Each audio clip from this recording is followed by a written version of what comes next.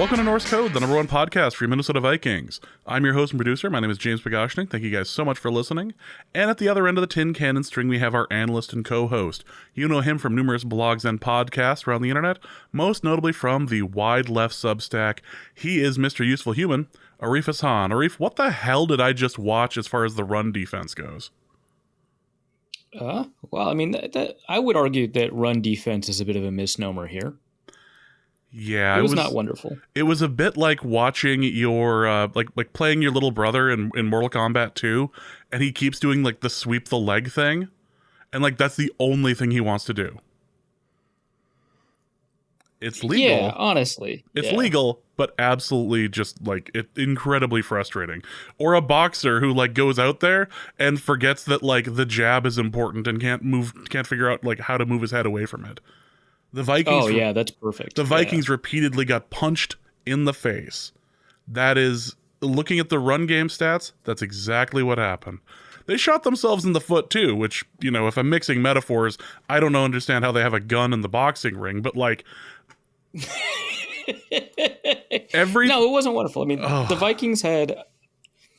Vikings had 4 fumbles. They lost all 4 of them, which is awesome, I think. They should get a participation medal for that. Like, that's impressive. So I believe that makes the Vikings 6 for 6, I want to say, on fumbles. They've lost all of them this year. I enjoyed the stat that came up that said that the only team to do what they had done so far with fumbles was the 2005 Vikings. Yeah, it just beautiful. Which, by the way, you know, we talked up the Dorktown thing a lot. They didn't talk about the 2005 Vikings very a lot. We covered that in the previous episode, but I finally found the thing I was looking for, which is the College Humor episode of it's Raph's Hall of Fame, I think is the name of the podcast. It was 4 years ago. It's a guy, he just talks about the 2005 Minnesota Vikings. So I highly encourage you listen to that after you listen to this. It's amazing. Just remarkable. This is... So we're going to get into the breakdown of the game, in quotations, in just a moment. But before we do, just want to thank everyone for listening to Norse Code. If you enjoy the show, would like to support us monetarily, you can do so in a couple of different ways. You can go over to patreon.com/norsecode and donate there for $3.50 a month, or a little bit less for the year subscription. You can get access to stuff like the bonus material. You can get access to stuff like the Discord, which was absolutely hopping tonight. Had a lot of fun with you guys over in the game thread. Probably the most active game thread we've had in some time. It was really great to have you guys in there. But over on patreon.com/norsecode, you get access to all of that, including a bonus episode I'll be uploading later this weekend. Also, you can go to paypal.me/norsecode as well for a one-time donation, or you can go over to norsecode.threadless.com and get a shirt, get a baby onesie, get a series of stickers to, you know, vandalize things with your, as long as you're wearing a Luke Braun mask, or a baby onesie. So these things are important. But check it out over at norsecode.threadless.com. A couple thank yous real quick over on Patreon. First, over to Mark. Thank you so much for subscribing. Also to Brian Garado. Thank you so much. Again, apologies if I have mispronounced your name. That is just what I do on this show. And also a special thank you to Damian Barrett, who really is just one of the shining lights of this entire Norse Code enterprise. One of the greatest people that could possibly support the show. Did you lose a bet? No, I'm trying to goad on Don from Ohio real quick, and really is just evidence of just like a Hall of Fame worthy person, and definitely better than anyone named Don who resides in Ohio. So thank you, Damien. We really do appreciate the continued support that you provide the podcast. And let's get into the episode. I cannot start with anything else but the run defense. The run defense knew what was coming, especially on the long drive where it was just runs. I don't even know how to break it down other than to say this might be the worst Vikings run defense I have seen in my lifetime. I have to imagine that that's not the case, but point well received. No way is that true. But I get want it, to see statistics to prove me wrong, because I was watching this and tracking along with the 2020 Saints Vikings stats, and they managed to outrush that. Wait, they outrushed the Alvin Kamara 6-touchdown game? 6 touchdowns in a single game, beating Al Bundy? Yes. They managed to outrush that. This run defense was spectacular at not stopping the ball. So I think one of the... So there's many frustrating things about this run defense. So I don't want to say the most frustrating thing. One of the more frustrating elements of this run defense being so bad is that almost all of it was up the middle. DeAndre Swift did get some yards on the outside. Jalen Hurts did get some yards on the outside, which let me count up real quick. 35. I had the over on 50 yards. That's too bad. If they're going to run for a lot, I'd at least hope to get paid for it. But yeah, almost all of DeAndre Swift's yards came up the middle. So he had 135 yards up the middle and a scant 40 yards on outside runs. Merely 40 yards on outside runs. And so I think that's more frustrating because, A, the Vikings don't have an interior pass rush, right? Like, it's all nose tackles. It's nose tackles all the way down. Okay, Harrison Phillips. I mean, besides Dean Lowry, but you've got Harrison Phillips, you've got Kyrie Tonga, who is basically built for games like this. And then you have like down the roster, Jaquelin Roy, who's inactive, but just a bunch of players. Again, aside from Jonathan Bullard, a bunch of players whose sole job is to stop the run. And so for them to just not be able to do that it's very frustrating. You didn't get Marcus Davenport for all the game. He did get hurt a little bit, but he also is meant to be, as a larger edge rusher, meant to be a bit of a run stuffer. So not having that, having players like Ivan Pace, who I don't think he played poorly. This is not a criticism of Pace, but having a player like Pace who's much better downhill than in coverage, he also, wasn't enough by himself. His excellent play wasn't enough to stop the run. So the Vikings just have this defense that is filled with players meant to stop the run that allows you to do the things like all the blitzes that Brian Flores likes to do, right? Like, the reason that you're so comfortable blitzing so many players is because some of the individual players that you have in the middle are actually very good at preventing rushes. Danielle Hunter actually did an all right job after he lost contain in the first quarter and just got spun around. He actually, after that, did a fairly good job at stopping the run. But just overall, you've like Jordan Hicks missing, you have Harrison Phillips missing, you have some players that you don't expect to miss as often as they do, not doing the things they need to do against the run. And so this is the game you end up with, right? I mean, DeAndre Swift, who is not even the starting running back, right? I mean, he's a starting quality running back, so maybe that's an unfair thing to say. But, 175 yards, right? Some of that, is by the insane number of attempts that he had, 28. But like, goodness, 6.3 yards per attempt, 8 yards an attempt from Boston Scott, 5.4 yards per attempt from the team overall. It's a lot, man. It hurt. It was remarkable. It just kept coming. And I really enjoyed the one moment where the Vikings sent 10 just begging them to rush again. Like, that was about as funny a moment to me as it possibly could have been. Because that was the one moment that Jalen Hurts was like, I guess I'm going to try to pass this. It was absolutely a dare. Like, try. Just try this. I imagine the call in the headset went just everyone forward, everyone blitz. I don't care. It was interesting because the Vikings they almost never rushed 4, right? They rushed 5 a lot, 6 a lot, 7 at least once. And they rushed 3 a fair amount. Rushing 4 was just kind of not on the menu. They were all out of that. And so in obvious passing down, sometimes they would just rush 3, and then Jalen Hurts dealt with 8-person coverage. And he actually, in those situations, would hold on to the ball a fair amount. That's where one of Hunter's 3 sacks came from. which if you want to talk about like some good defensive play, you would include him. But yeah, that's who the Vikings are going to be this year. This is something we have to become comfortable with. Now, remember, Brian Flores, I've talked up his ability to turn really poor personnel defenses into really effective ones. I do want to mention that in 2019, he had a much worse roster than in 2020, and they were not wonderful. They were not a remarkable team defensively, something like 20th or something like that, maybe 25th in some metrics that matter. I'm sure they were like 29th in another metric that matters as well. But, 25th to 29th, they were not great, right? But they played that same style of defense where they were explosive, where they were, up and down.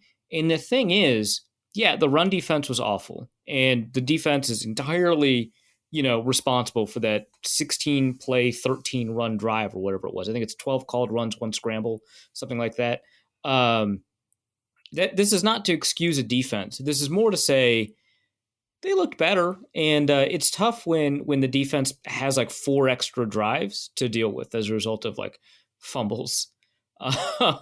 Like there's like 3 fumbles that are just a product of the offense. 1 fumble is a result of special teams, and so they're dealing with extra drives. Now, if you did it like points per drive, was it like 1, 2, 3, 4, 5, 6, 7, 8, 9, 10, 11, 12 drives?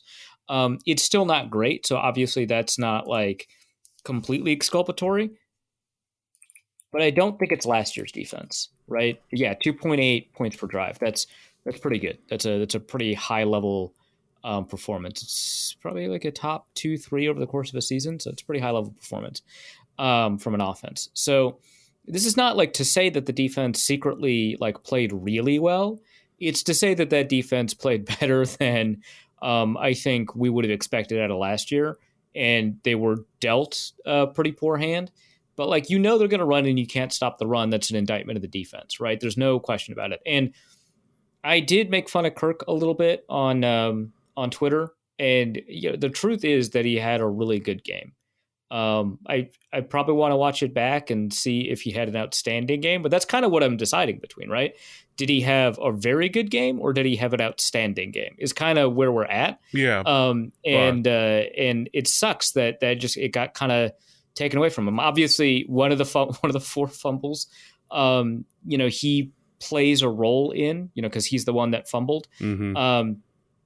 But like if Cousins' fumble rate at the end of the year matches his career-long fumble rate on sacks and runs, that's a him problem because he actually has one of the higher. I shouldn't say actually, not a surprise. He has one of the higher fumble rates for quarterbacks across the league. But it's over the last 2 years he's done a very, very good job of cutting down on that, and his fumbles have come in different ways, right? One comes because of Ezra Cleveland, doing the thing, but like. One comes because of a blitz up the middle. He can see the rusher. One comes because Oli Udo can't block. I think it was Josh Sweat maybe forced the fumble.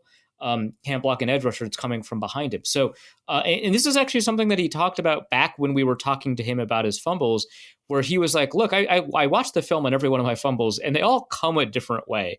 And so trying to figure out if there's like one way to solve this problem is very difficult. And honestly, when he said that, I was actually fairly sympathetic to him because I was like, okay, that's actually fair, and I'm glad you did that because that like shows some level of thoroughness and detail to something that is a problem, and that's kind of what we're looking at here.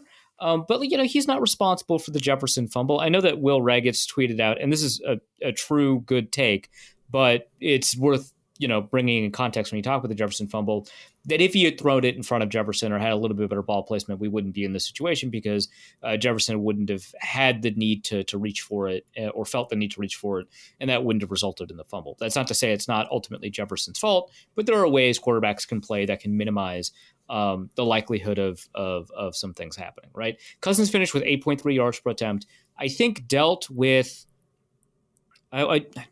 so obviously KJ Osborne had at least 1 drop, but dealt with more.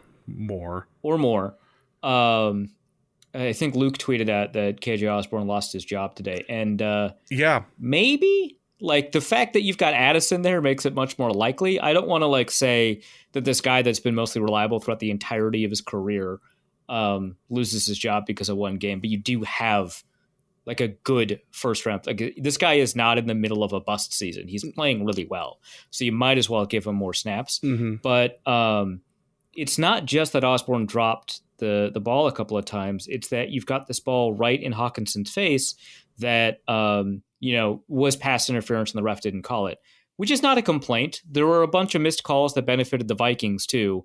On balance, that probably evens out just in terms of the calls. This is not to say the refs took away a touchdown, which they scored a touchdown on that drive anyway, so who cares? I think on that drive. But if we're taking a look at Cousins' statistics, right, that is a relevant consideration. That was an accurate pass that he just didn't get credited to him. And so I think he suffered from more accurate passes not being deemed catches than we typically see in a game, and he still finished with 8.3 yards per attempt, right? 128 passer rating or something crazy like that. 4 touchdowns, no interceptions. The touchdown interception stuff, like obviously game to game, that can make someone look better or worse than they actually were, and maybe this one oversells it, but he had a good game, right? It sucks. It just sucks. Like Madison's fumble, not his fault. Right? Like, well, it no, sucks. I don't think anyone's going to walk away from this game and say this was Kirk Cousins' fault. And if you are beyond help. That's weird. This is not this game and game one were not the result of either the Kirk Cousins contract or Kirk Cousins' play as a whole. That is not the takeaway here. I have some words to describe. You could make the argument that the contract prevented them from signing a guard in free agency if you really wanted to twist yourself into a pretzel. You could, but you'd also be like a worse person than Luke Braun. So we're not going to go down that route. But That's a heavy accusation. But I do have some words to describe the run defense if I could. Horrific, gruesome, horrible, terrible, shocking, nightmare. Awful, dreadful, horrifying, hideous, frightening. Ugly, gruesome, deplorable, obscene. Deplorable. Macabre, lurid, alarming, revolting. Which thesaurus is this? This is still Merriam-Webster. Unspeakable. Okay. Vile. Gut-wrenching, nauseating, noxious, blood-curdling, heart-stopping. This defense is atrocious. It is remarkable to watch. I'm sticking on the defense at the moment. Is there anything that the Vikings can do with their current personnel to, maybe stop a run at 2 yards? With their current person, I mean, you could, call a completely different type of defense, right? Like the problem is the Vikings are built in a particular way that should beat like 28 out of the 32 teams schematically, just with the way that they blitz all the time, right? But the problem is you have your Jalen Hurtses and your Lamar Jacksons and on some days Daniel Jones, right? Like depending on the day that whether or not he wants to run the ball a lot, whether or not he becomes he becomes Vanilla Vic, yes, right, exactly. So it's built to stop teams where the quarterbacks can be scrambling threats, but not necessarily like rushing threats. At least again schematically, you always have to have the players to execute it. And maybe that's like kind of I don't know if a wake up call is the right word, but that is like kind of a red flag that like before these games, again it was like a short week, but before these games you need to think about ways that you can call that defense a little bit differently, because the Vikings are very willingly abandoning gaps at times in order to get into better spots as pass rushers or to place their guys in better spots in coverage. And so that leads to some games like this. Now, the thing is the Dolphins, right, when Brian Flores was coaching them, did get good at stopping some of these quarterback-driven run games. But I think it just takes a while for players to adapt this defense to those offenses. So I think that that's part of it. It's weird because like even bad run defenses don't get gashed this much or this severely. So if the Vikings overreact to this, they may end up in a worse spot. Obviously, they need to pay a little bit more attention to how they handle the run game. It's also important to note that the Eagles do have like the best offensive line in the NFL. So those are all like considerations, but it is important to note they were very good against the pass. They were. It's true. It was so strange to watch, and obvious why the Eagles abandoned it. Like the Vikings were Yeah, doing. I mean, why would you? Yeah, like at this point, like, if you were able to run ISO like 16 times in a row and it worked, why the hell would you call anything else? Like it's right. Yeah. So yeah, obviously, like that's the thing to do. On dropbacks, just on dropbacks, for most of the game, Jalen Hurts was negative. By the end of the game, he finished at 0.0 EPA per play, which is funny. But for most of the game, he was negative. At the end of the game, when he's like grabbing some of these chunk plays that, again, the defense should be stopping, it makes up for it a little bit. But like, he's generally like a pretty good passer. Like that's how a team that is run dominant makes the Super Bowl, right? Is that they can actually throw pretty well. The receiving options are obviously quite good. But the Eagles don't have volume in the passing game because they're not passing well overall, and so they abandon it for their very, very good running game. So obviously Devonta Smith ended up with 130 plus yards, right? But then AJ Brown had 29 and Dallas Goedert had 22. And then the running backs combined for 11, and then no one else had anything, right? So it was big plays from Devonta Smith, mostly the 63-yarder, but he had another one, right? And that was most of it. It was like these two big plays, and that was the entirety of the passing game. And like one of them is just like props, like obviously Theo Jackson was out of position, but he caught up. But like the ball was underthrown, right? Like it shouldn't have been thrown there. And part of that is because of the Vikings pressure. And part of the Vikings pressure is putting a safety like Theo Jackson, your backup safety, by the way. I guess he's the fourth safety on the roster. That's worth a discussion.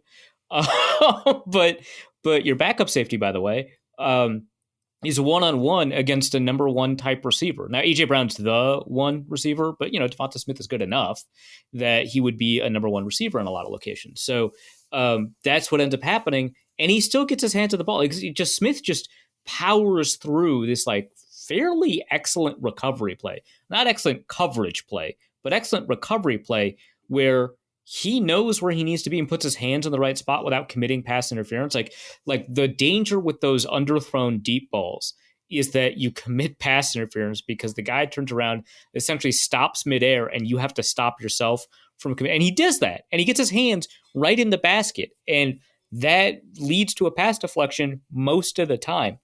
And it didn't this time, so props. But that was most of the passing game. So they do have that. I'm not going to say they have it on lock or anything like that, but they do have that generally kind of figured out, which is great. The success rate of the passing game was very low. Let me take a quick look at that. 31% on dropbacks. That's so bad. 31%. Daniil Hunter ends up with 3 sacks, right? And then there's another sack split between two guys. The passing defense was working. It was entirely one element of the defense, the run game, that just wasn't really handling it. And honestly, early down running game, because on third and fourth down, they actually were pretty decent at stopping the run. A 43% success rate from the Eagles on late downs. Late down success rate tends to be a little bit higher than overall success rate on running downs. But the early rush downs, 0.2 expected points per play, 63% success rate, 37% first down rate on first and second down on rushes. That can't happen. That is so high. The Vikings were like passing well, and they had a 32% success rate or first down rate on first and second down. Like that's crazy. So that was it. It's like when the box was a little bit lighter because they knew it wasn't like a goal line or a jumbo look. They just get like, it's just one blocker or two blockers. Just like they secure the block they need, they bulldoze somebody, and there's your big play. So that was the issue, right? They were good on late down run defense. They were good in every down pass defense. and they just got beat up in the run game, which in the modern NFL typically isn't the reason behind a win, but that you throw all those rules out the door when it's a quarterback dominant run game. This team. I'm tired. This team. I'm tired of this team. I am tired of this team and its ways. The fumbles.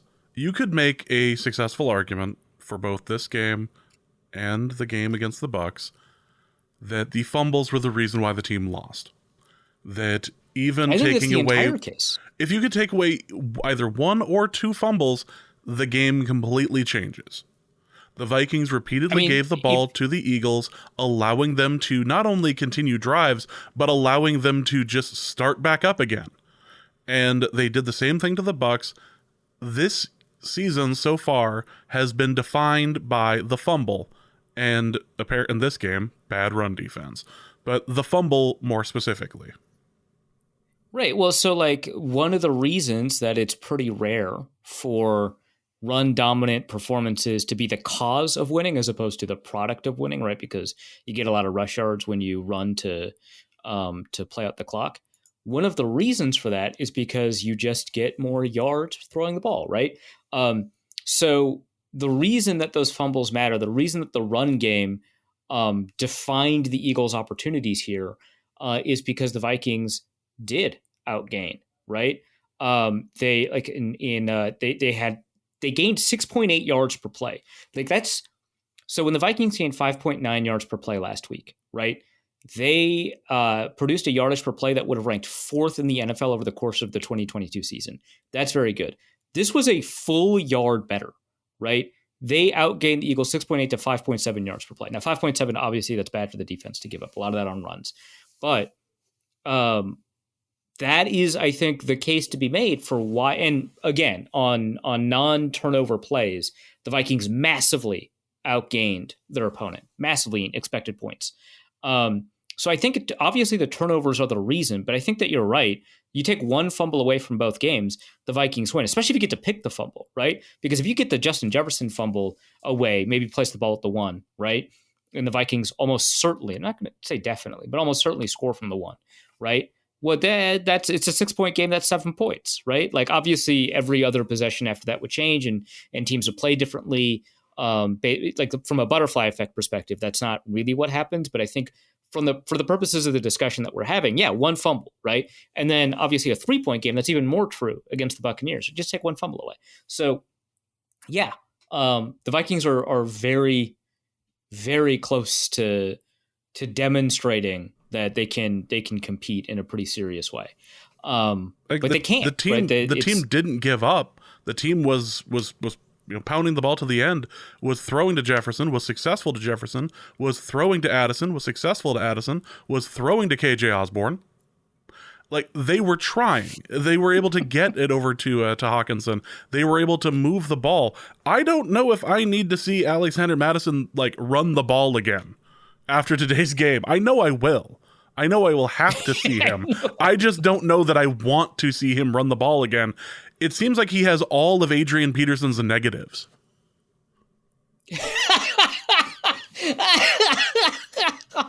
He's a little bit more consistent, and I don't mean that in a damning by faint praise way. I mean, he does avoid negative yardage a little bit better than Peterson. But of course, Peterson does give you 10-yard runs, 20-yard runs, 30-yard runs, 40-yard runs. That's not something we're getting. That's not something we're getting at all. What's crazy is that Madison last week had a 45% success rate, which is better than almost every other back with at least 10 carries in the NFL, but he averaged 3.1 yards a carry. Very, very strange to see those two things combined, right? Cool. This week, we didn't get that. Madison ends up on runs having a 38% success rate. That is a decent amount lower than the NFL average. And obviously, the differences between 45 and 38 are small when you tease it out like that, but are big in terms of the impact it has on the offense. Here's something that's interesting. The success rate on drives. So a success rate is, the series conversion rate. When I talk about drive success rate, it is how many first downs, including touchdowns, you get divided by the number of opportunities you have to secure a first down. So if you score a touchdown, you have a 100% success rate. If you convert 3 first downs and then punt on your 4th down series, that's a 75% success rate. So that gives you a good idea. I love drive success rate. On plays where the Vikings started with a rush, they had a 67% success rate. Technically slightly better than league average, but it put them behind the sticks because Madison was not getting you very many yards. On passing plays, 77% success rate. Okay, that's cool. Now let's take a look at the Eagles. On drives that started with a rush, 88% success rate. On drives that started with a pass, 64% success rate.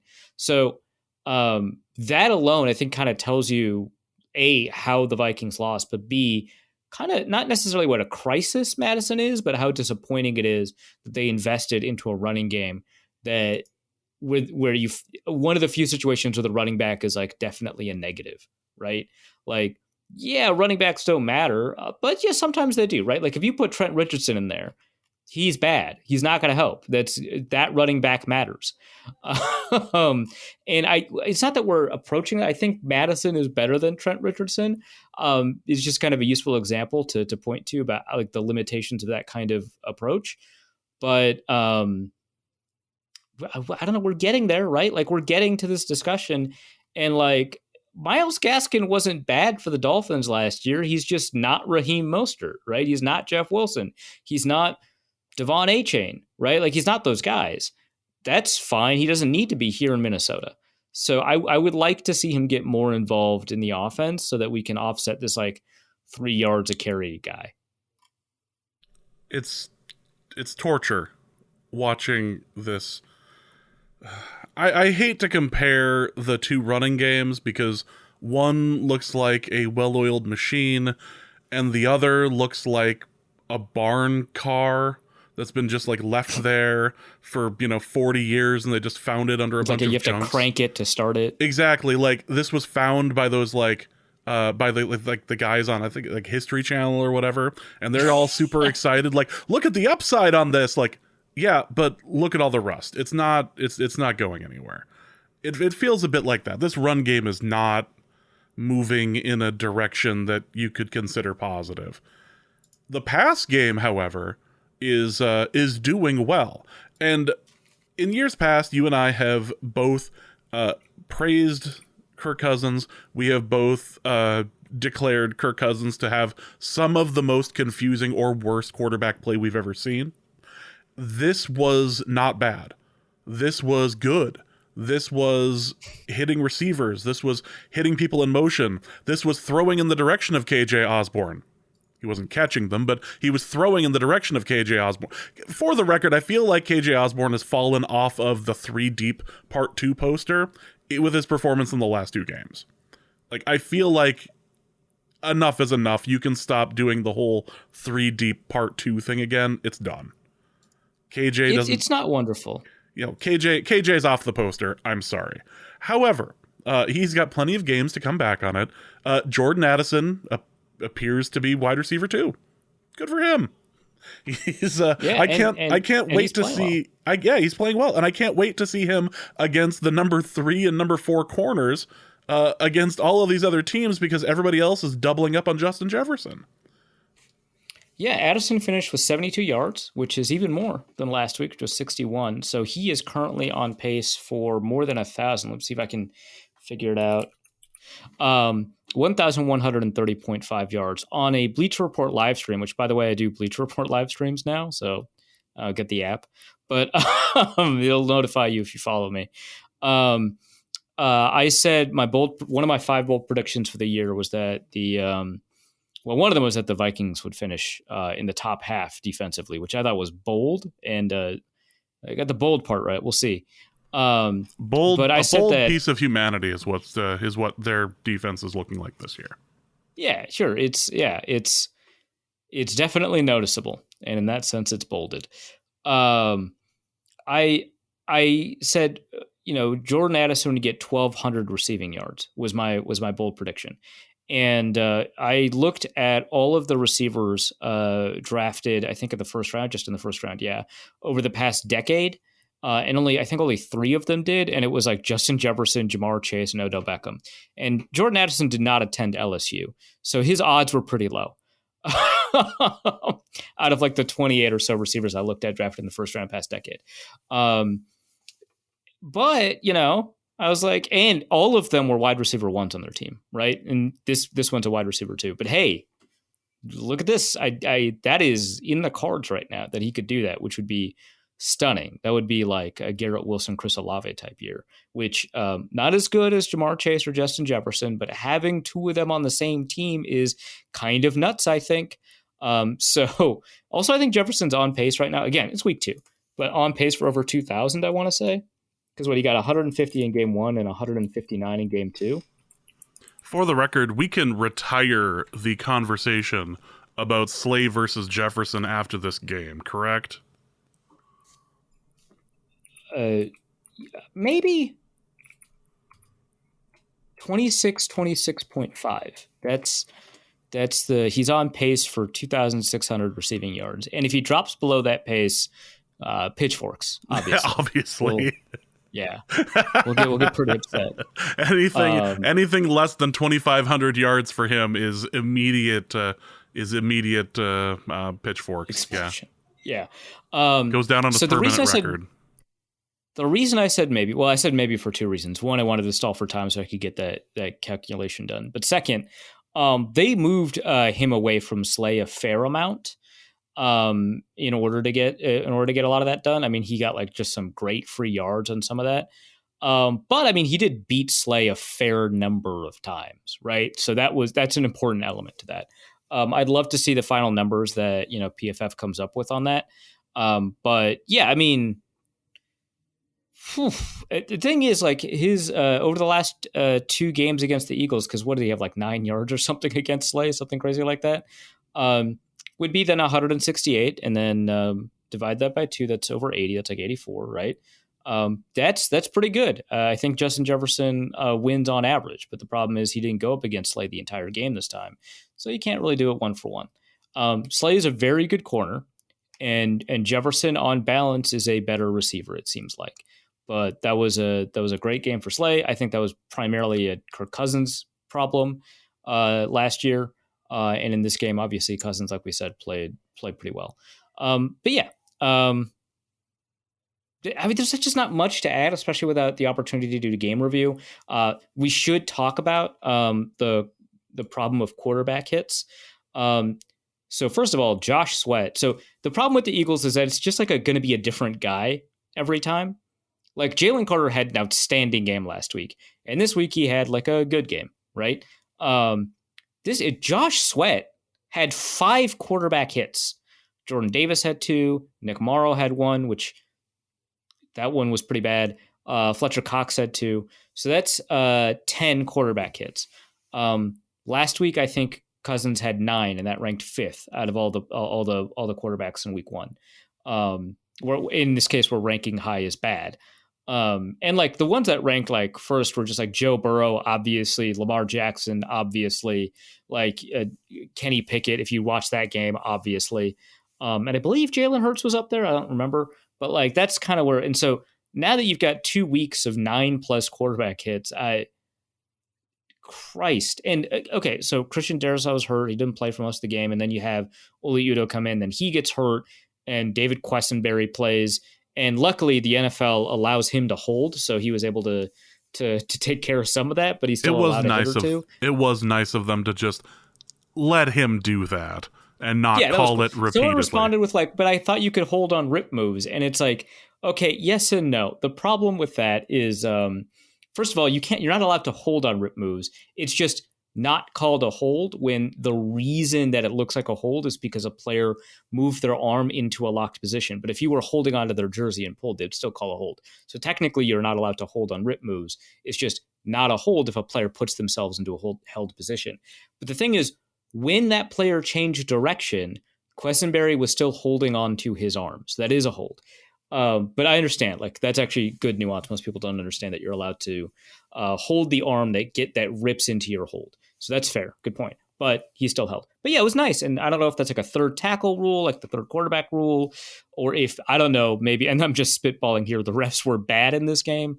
It's interesting because you could be like, man, the refs were pretty awful in this game. And also be like, yeah, and the Vikings did not deserve to win at all. Right? It's just like, and the Vikings they might have had benefited more from bad calls even. I don't know, but there were a couple of plays where the Eagles should have been called for pass interference that they weren't. At least one play where the Vikings should have been called for pass interference and they weren't. At least that hold, right? So, I don't know. But, yeah, Ed Ingram gave up a little bit, which at least it wasn't as obvious this time. Which is technically improvement. I think on rewatch we'll figure it out. Ezra Cleveland did pretty poorly. Technically improvement from the 49th best defensive lineman in the league. He just happens to play on offense. That was such a good question. I keep going back to that when people ask me about Ed Ingram. I keep going back to, well, Arif did the math, and it turns out. Yeah, so it's not wonderful. It's not wonderful. But yeah, so it's really annoying, right? Because we had this whole thing about I'm totally changing topics here, but I was just looking at the forced fumble numbers, and it's like the whole point of like not having Jalen Reagor return punts is that you've got a guy that you feel like is reliable and also happens to have some explosion capability. And like, man, the beginning of that punt return from Brandon Powell looked so good. The two Eagles gunners ran into each other and blocked each other. That created such a great lane for Powell. He moves up, crosses midfield, I think, and then fumble. That's rough. The thing about that fumble, too, is that I don't know how much Madden you've played, but there appears to be a mechanic in Madden that the ball just bounces to certain receivers or just bounces in a fumble to like certain people. And it is... What? So it looks like it was meant to go in a direction. I know that's the point, and the point is that even Madden, it has a term. It's Madden physics, and so watching the punt return, fumble, bounce into the arms of an Eagle, even Madden physics went, "What the hell did we just watch? There's no way that should happen. Right, yeah. That doesn't work." Like, it was absolute Madden physics and so incredibly frustrating. It says every replay was like, oh, this is like obviously like there wasn't a close one. Like, I guess technically you could say the Jefferson one was close, but that was more about the location of the ball as it left his hand. It wasn't like was his knee down or anything like that. Like that. Nope. Madison's knee was definitely not down. Nope. Powell's knee was definitely not down. Nope. Jefferson's knee was definitely not down. Like. Cousins, I mean, why would you even ask? It was just not even close. For the moment, excuse me, if we could just like focus on the Jefferson fumble for a moment, just for a second. Why? Why is this still the thing? Why is this still the way the NFL works? Why is one of the worst rules in football still a thing? Is it because it hasn't like negatively affected one of the top 5 teams? Like, if this happened to, say, the Chiefs, and let's throw out there, Patrick Mahomes, if this happens to them in a playoff game, does the rule change, or does it just manage to like haunt the Vikings instead? I mean, it might, because remember the catch rule didn't change after Calvin Johnson got hosed by it, but it did when Dez Bryant got less screwed by it, right? like that. Yeah, I think that does matter. And I'm sure like someone listening is like, it did happen to the Chiefs in the playoffs, and I'm just not remembering. But like for now, I'm going to accept the premise of your question because I don't remember it off the top of my head. So I'm going to say, yeah, absolutely. So one of the reasons that this is the case is that they don't know what to do with the ball when it fumbles out of the opponent's end zone. Because normally when you fumble the ball and it rolls out of bounds, the ball gets placed at the point it rolled out of bounds, right? So you could forward fumble unless you do it intentionally in the last 5 minutes, whatever. But you could forward fumble and the ball gets placed there.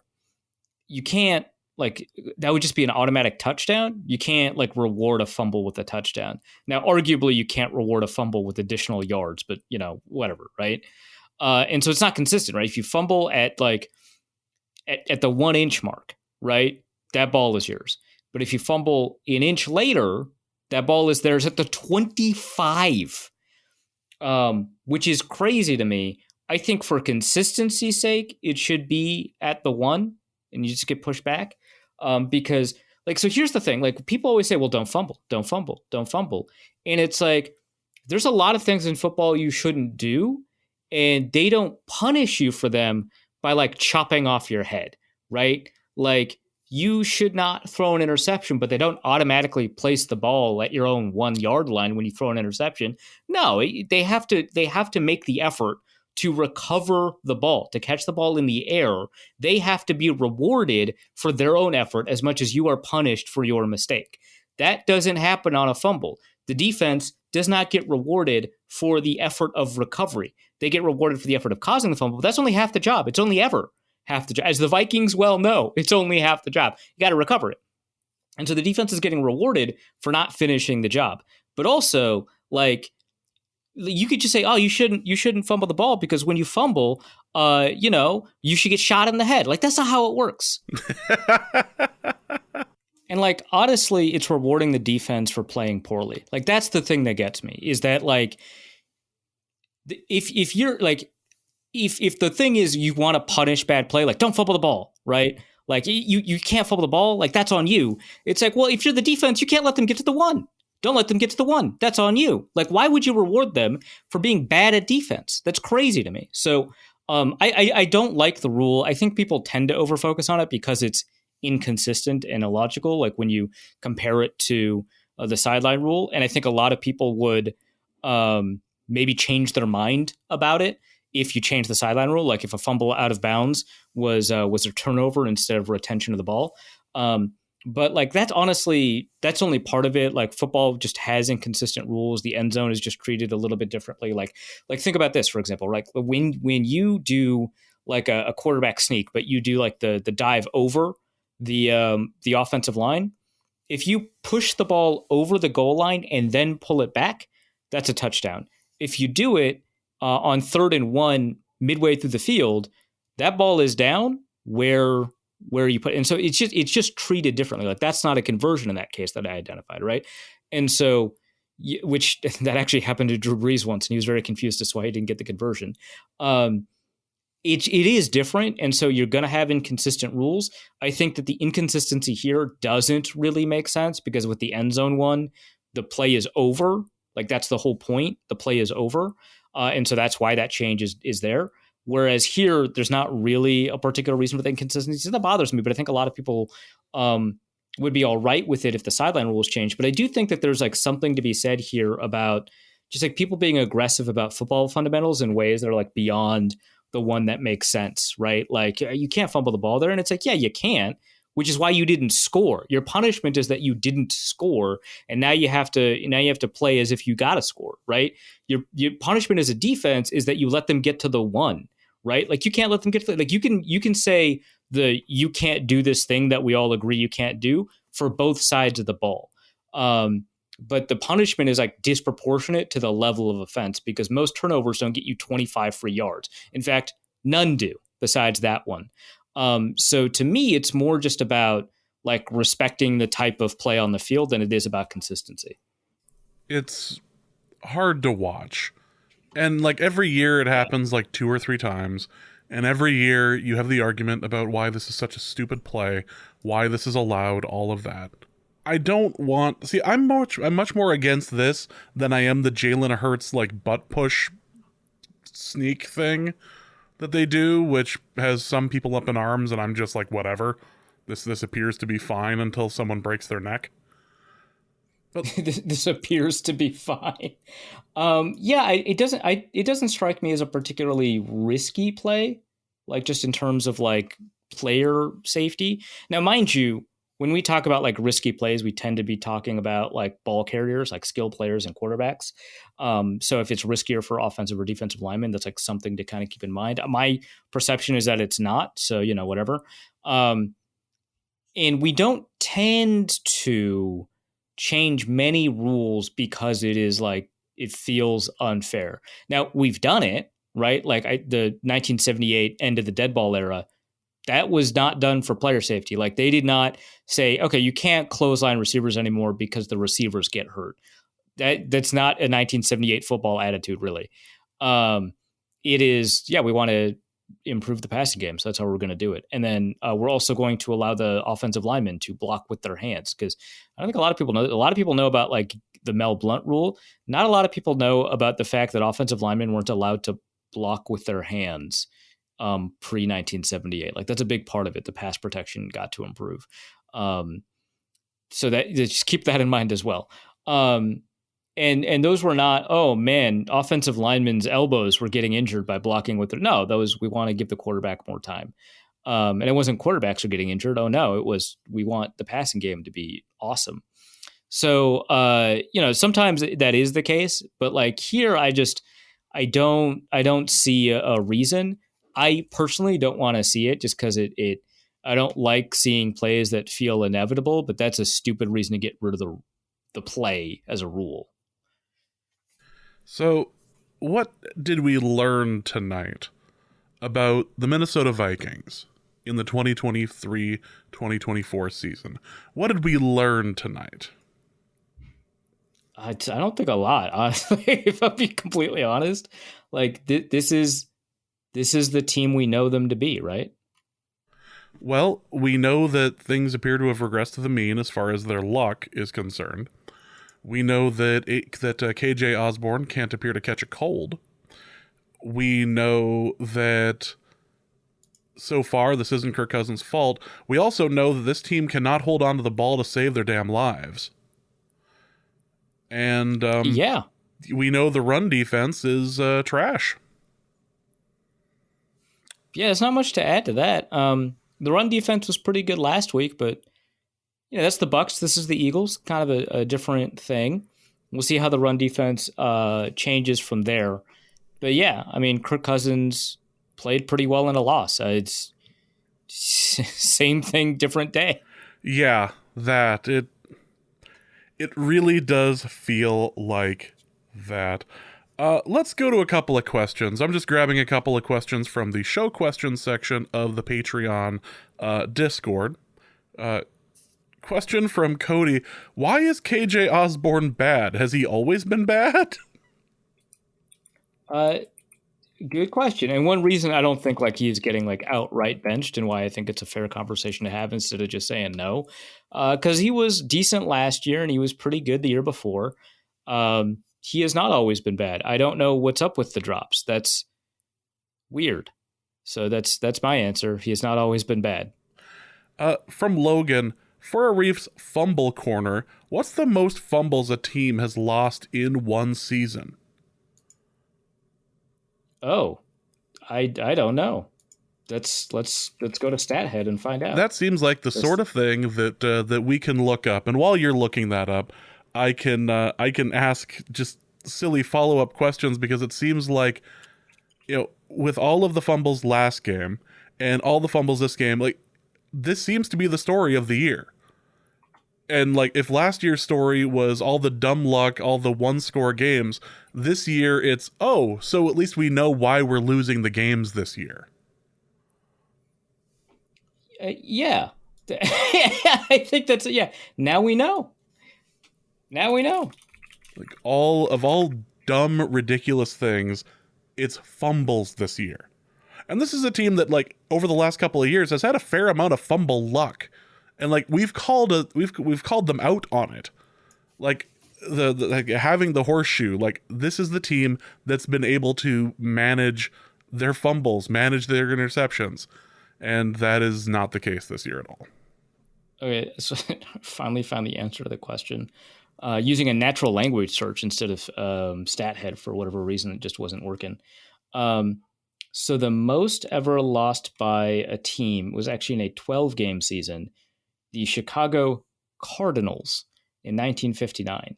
And yeah, it's the same Arizona Cardinals. That the reason that they're named the Cardinals is because they were named after the color of the University of Chicago football team. Also, back then, the University of Chicago had a football team. And so they're named the Chicago Cardinals because of that. And then they moved to St. Louis, where I don't believe Cardinals even live. So cool.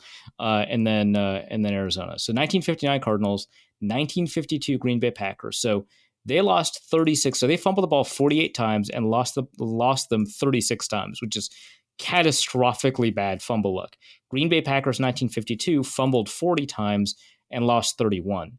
The most in a 16-game season, the Cleveland Browns in 1978, of course it's the Browns, 29 lost fumbles of 50 total fumbles, which, that one is less a luck thing, although that plays a role, and more a, oh my God, I cannot believe you fumbled the ball 50 times. Anyway, the Vikings are on track, right? Because they have 6 fumbles, right? So Vikings are on track to fumble the ball 51 times and are, of course, also on track to have lost the fumble 51 times, which, again, the record is 36. So, well, aim high, kids. It's time for a record-breaking season. Speaking of which, we're going to go to Gaming Nerd Bull Sharif, who asks, for Arif's sustainability means nothing in Minnesota corner. We all know 2021 was the year of the worst 2-minute defense in sports by a wide margin. 2022 saw the highest one-score game win percentage, as well as the winningest team with a negative point differential. Is 2023 the year the Vikings break the single-season fumble record while still somehow stumbling into a 6-win season? What other statistically unsustainable streaks could the Vikings break?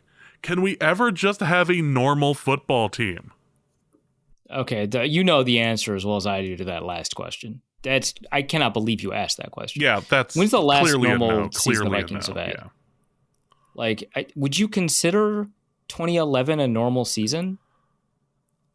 It's because obviously the Vikings had like Donovan McNabb, who was playing weird, and then they started the rookie quarterback who played good at the beginning, or at least promising, and then played poorly throughout the stretch. But was it weird? It was ill-conceived, but I wouldn't call it weird. Like the actual signing of McNabb seemed odd. It was a little odd. It seemed odd. He was not lighting the world on fire in Washington.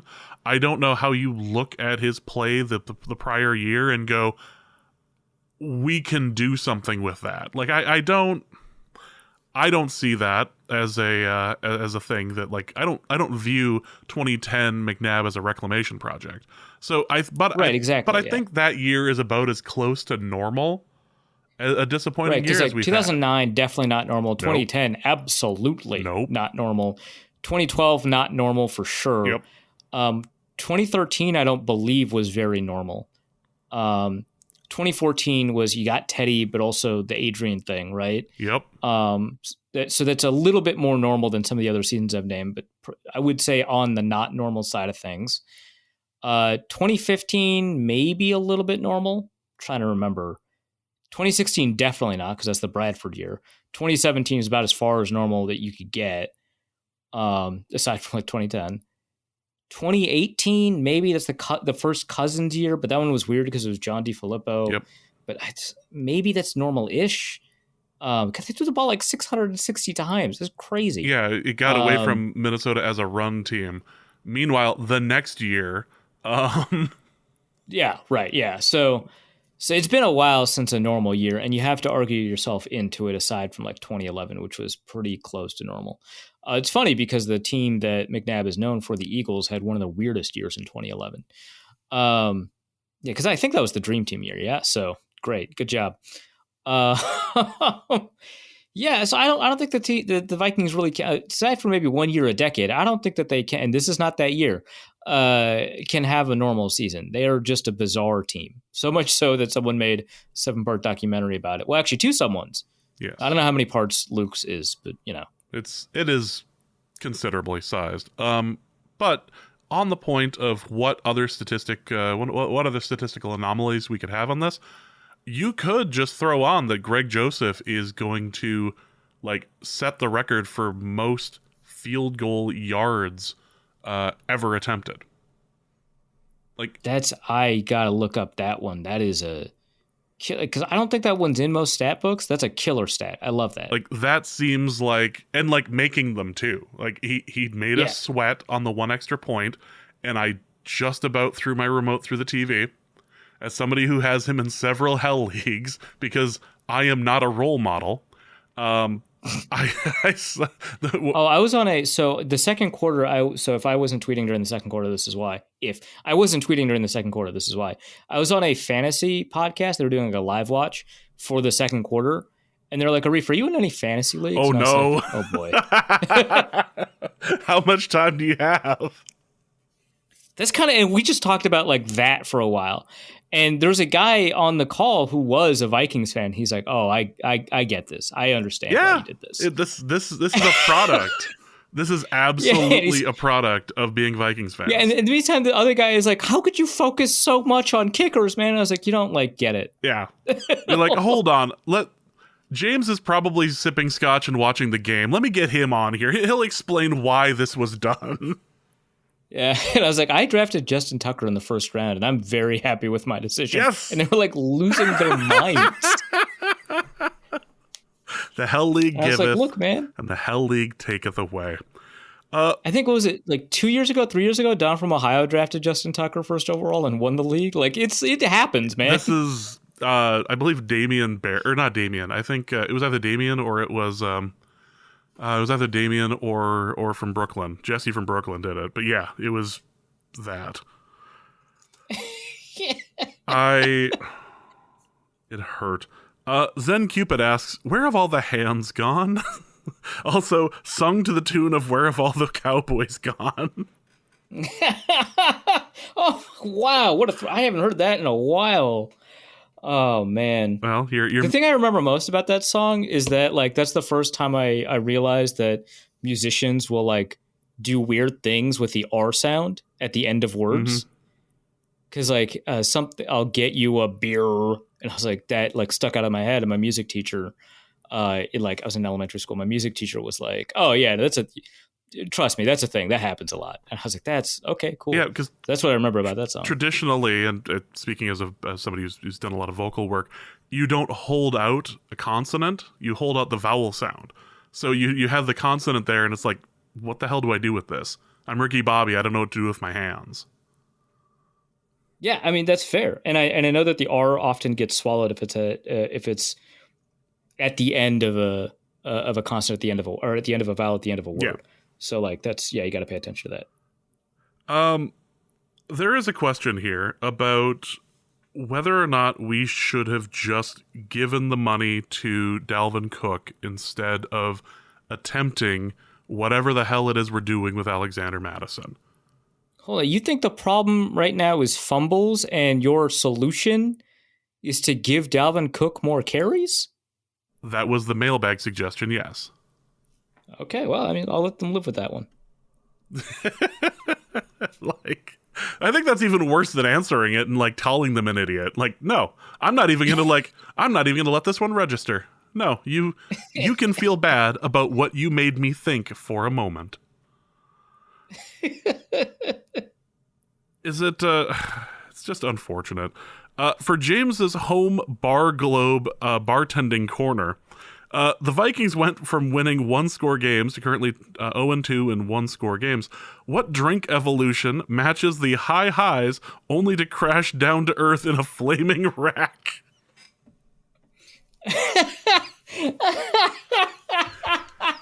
I mean, to me, this feels like going out and drinking very nice, very good scotch out at the bar. When I was out in Vegas, I was comparing it to like, oh yeah, I like to drink at the Cosmo. I don't like to stay at. I can't stay at the Cosmo, but I like to drink at the Cosmo and take in the atmosphere, feeling like a rich person, feeling like a winner, despite the fact that I am not staying there. And they have a fantastic bar out by where you can catch the Ubers with very, very good scotch. And then you come home and, like, all you have in the fridge is, like, PBR or some sort of, like, Miller High Life. And you're like, oh, yeah, I'll just have a High Life, like, you know, after I'm clearly drunk off of, like, good scotch. And you're just, like, adding on, like, it worsens the experience. It ruins. Yeah, it sounds like it. Yeah, it's one of those situations where, like, oh, yeah, well, you know, ethanol alcohol is still ethanol alcohol, right? This will be fine. Like, why should this be any sort of an issue? Um, let's wrap it up here. There's not much more that we can really talk about here, other than staring at the void and all of that. Oh, there is a parenting question for you. It says, for Arif's parenting corner, could you ask James, the guy who is better at you than at giving at parenting advice? My wife and I are trying to figure out what to do for our 3-year-old's birthday. Should we start doing friend ones, or can that wait another couple of years? And would you suggest that we do one family party for both families, or one for each family? Okay, so first of all, the whole point of the parenting corner is that James is a better parent. Like that's the underlying premise for why this joke is funny. So you don't gotta. You don't have to rub his nose in it. Something Arif would suggest that you do to a small child.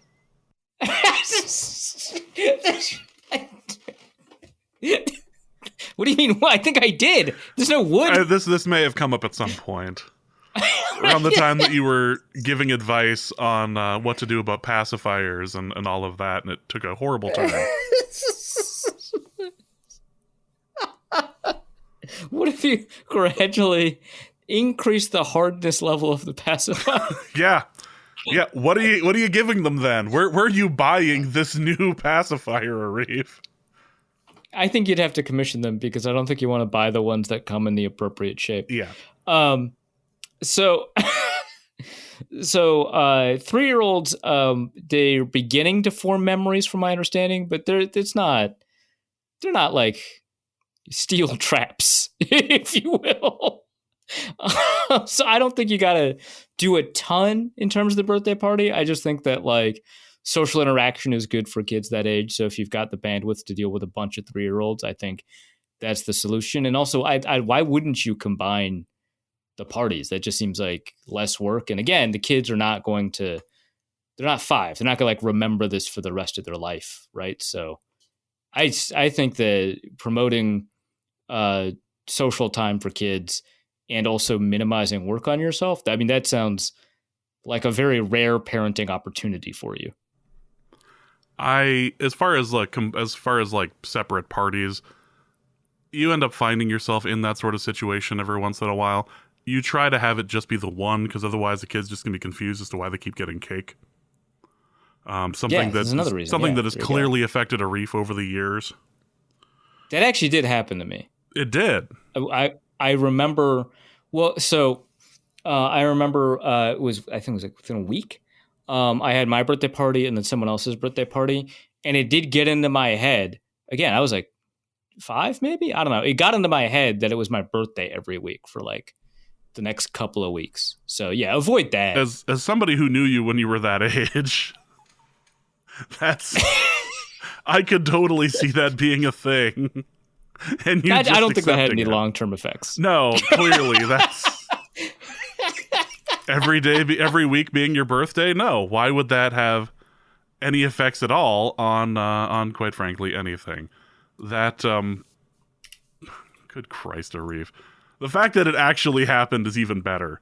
Like I'm struggling.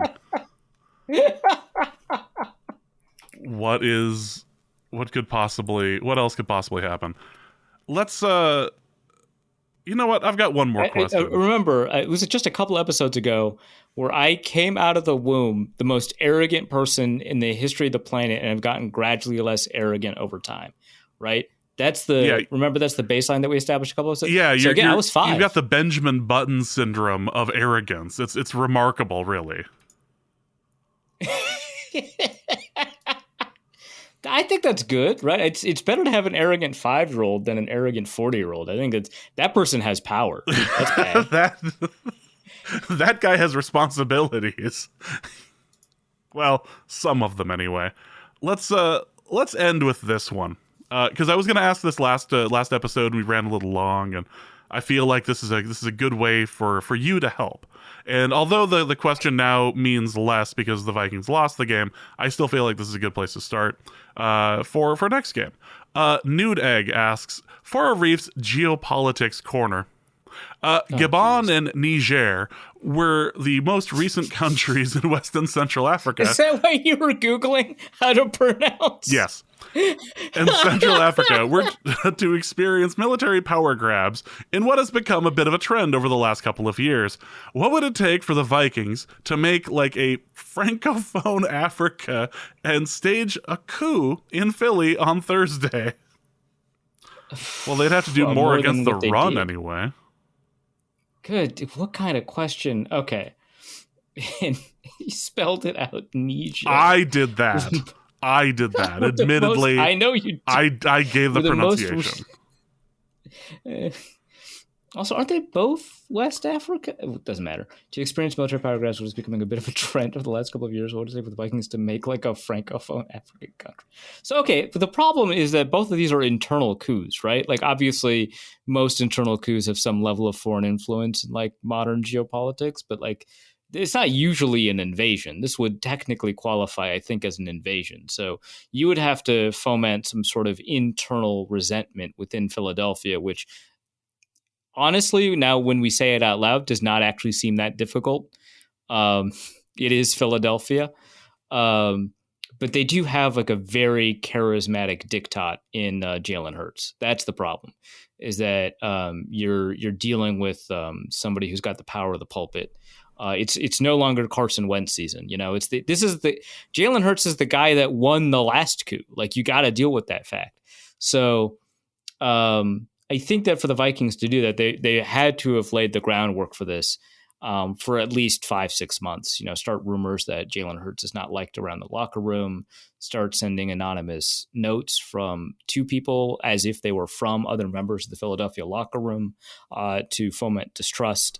But yeah, it would have taken some time. Get the press involved, maybe over a hot mic, talk about how every time that he's ever had an interaction with them, that he's always been rude and mean. Okay, so first, that's not even what Maddie said. That was crazy to me that blew up the way it did, because it was like a hot mic, but it wasn't like a hot mic moment. She was just like, "Yeah, Stephon Diggs will do anything, man. He'll just, because it was like they were waiting for his availability and like they didn't know if he was going to show up." And she was like, "Yeah, if he wants to show up," which is fair. And she's like, "Yeah, he'll do anything. He'll say F you to your face." And all she was saying was that he doesn't particularly mind what people think of him, and he will speak his mind to them. And so if somebody he doesn't like is there, he will let them know. That is what she was saying. And she was saying it in a very mild way. And the fact that this turned into a thing, it's just a disgrace. I can't imagine the things that are said in the Philly press corps. That is a crazy press corps. Well, let's end here. I feel like this is a good place to stop. This has been an interesting episode of Norse Code. Arif, what do you have to plug?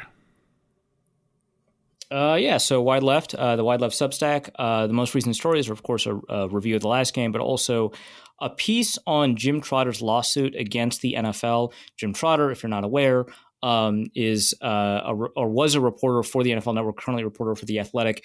Very recently, like in 2023, very recently won the Pro Football Writers Association Reporter of the Year. He's won a number of awards. He's a very prestigious journalist. And I actually learned a lot from his stuff over at the San Diego Union Tribune way back when he was covering Drew Brees. I went back and I read some of that stuff so I could figure out how to cover Teddy.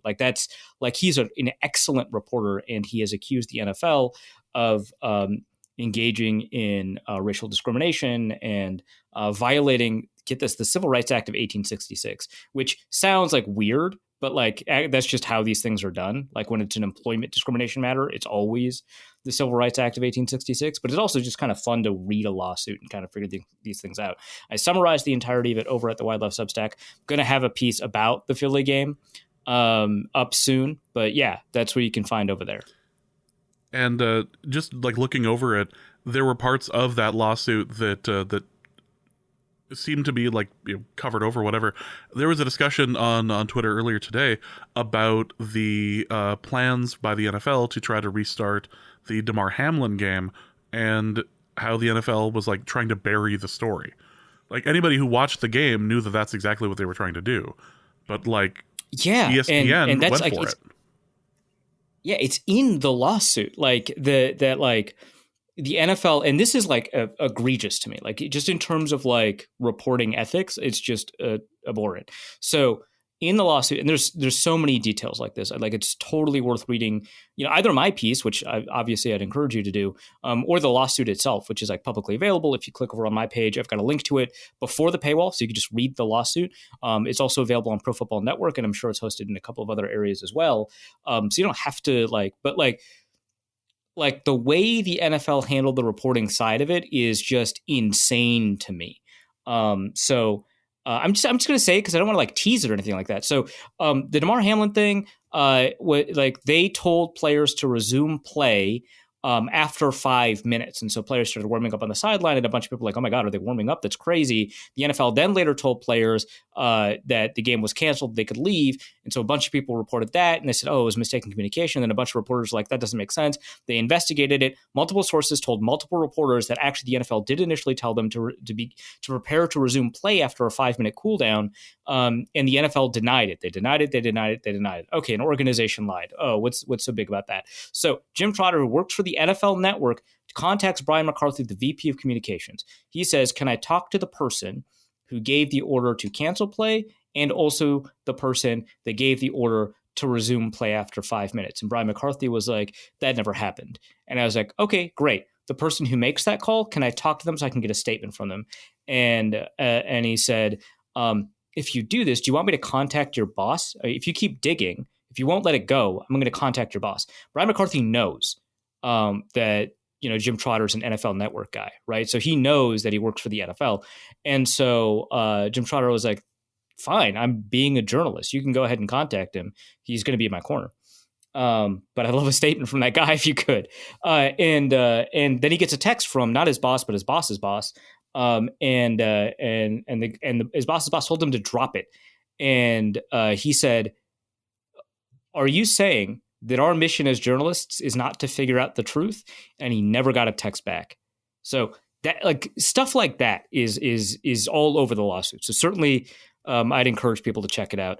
It's one of those pieces that like I thought would do a little bit better. I put a lot of time into it. It didn't. So hopefully this moment of pity plus that tease can encourage you to read it. But although, I mean, the Substack's doing great. It's doing far better than I anticipated. It's just, I really like that story. You should read it. Well, that's it for this episode of Norse Code. Hope you guys have enjoyed it. We'll be back next week to preview the Chargers game, because that's the thing coming up. I wonder if they'll run against us. We'll see. So for Arif, my name is James. Thank you guys so much for listening. And please remember that you should probably just put that in the garage next time. And we'll be back next week.